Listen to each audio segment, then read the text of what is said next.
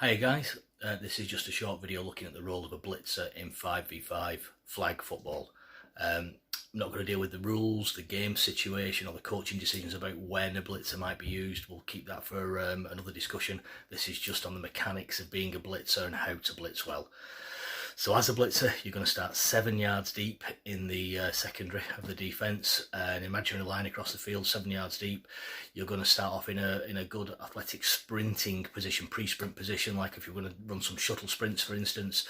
So it's that sort of 1 foot in front of another, bent knees, bent to the waist. What you must do is make a clear signal with your hand high up in the air to signify to the referees that you want to be an unimpeded blitzer. On the snap of the ball, the movement of the ball, so not the cadence of the QB, the movement of the ball, you then have an unimpeded route to the quarterback from his or her starting position. So they might be, for instance, 4 yards deep in shotgun, 5 yards deep. You, as I just said, you're 7 yards in your own secondary, so you've got about a 10 to 12 yard direct line to get to that quarterback. Snap of the ball, you go as quickly as you can, sprint, full sprint mode, over the line of scrimmage into the backfield of the offense. At that point, you need to start breaking down. You don't want to still be going at full speed or even at much speed at all. When you reach the quarterback, you're likely to run past them. If they make a good move on you, then you're out of the play behind them. If you end up behind a quarterback, chasing them around, it's a bad thing.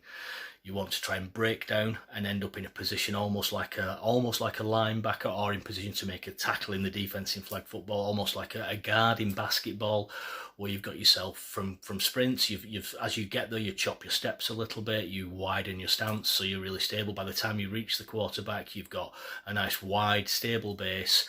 You're probably flexed at the knees, flexed at the hip. Hands, if the quarterback's not yet in their throwing motion in any way, both your hands can go for the flag of the quarterback on the hip.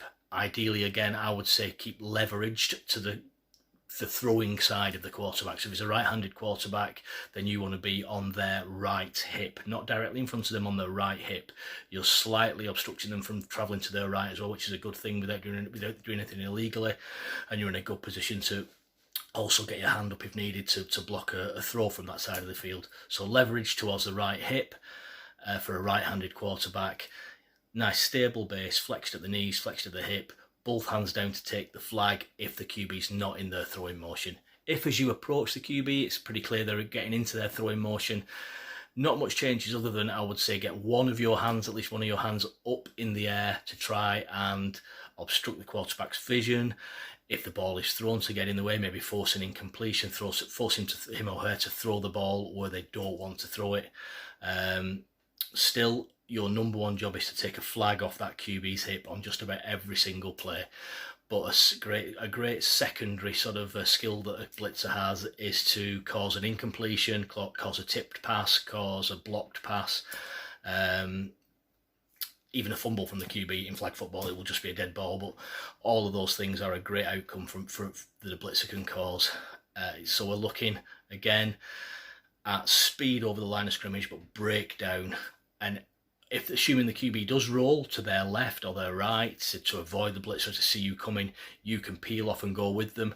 But what you should be doing by then is moving almost like a linebacker. You're going to move in laterally left or right rather than chasing the QB from behind, if that makes sense. So you want to try and stay defensive side of the QB at all times, because that way you can block a pass. As I say, you can get involved in the game much more. And I want you to be moving laterally left or right, almost in like a linebacker shuffle / slide kind of technique. One hand always looking to take a flag off the QB's hip, another hand if needed to block a pass. If the QB is very quick to release the ball and you're still 3-4 yards away from where you blitz him and the ball's almost coming out of their hand, then at that point you can sacrifice both your hands high to try and block a pass, tip a pass. Huge thing, you must not in any way, shape or form in any part of your blitz contact the quarterback. So no contact on their thighs, on the torso, certainly not on their arm or hand as they throw the ball. So be very, very, very careful about that. Once we're back out on the field, I can sort of run into this in much more depth and it'll make more sense. But hopefully for now, guys, that just helps you with some of the basics of how to be a good blitzer. Cheers, guys. Thanks very much.